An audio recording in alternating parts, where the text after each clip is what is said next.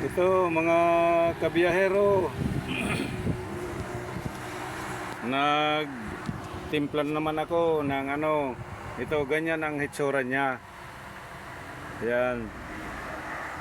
Bali yan, ulitin ko lang yung malaki talagang maitutulong dito sa natin, lalo na sa mga kabiyahero, mga senior citizen, mga nagbibiyahe o kahit hindi.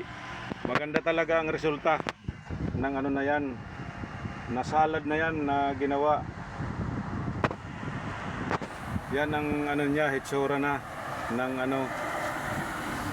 bali yan, yung sibuyas niyan halos mga 1 kilo yan na ko. Binago ko na kasi pag tinimpla ko noon kalahating kilo lang, halos 25 days lang nauubos. Ngayon ginawa ko ng 1 kilo ang sibuyas.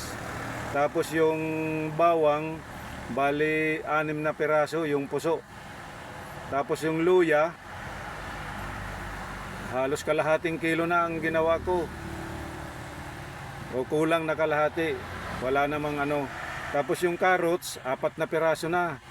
Yun, pinagsama-sama ko yan. Yung carrots, 4 na piraso. Yung bawang, yung 6 na puso, yung bawang. Tapos 1 kilong sibuyas. Yan. Kasi ang tinimpla ko dati na sandali lang maubos. Halos 20 days lang, ubos na. Pero resulta, maganda mga kabiyahero. Lalo na sa mga senior citizen. Tapos, ang ihahalo mong yun, bagong lagay ko lang, ganito kalaki. Yung gin, yung honey. Maganda sana kung makakahanap kayo ng pure na honey. Dito sa Bicol, maraming tinda dito sa kami nakakabili sa may Aerosin sa Bicol, Sorsogon.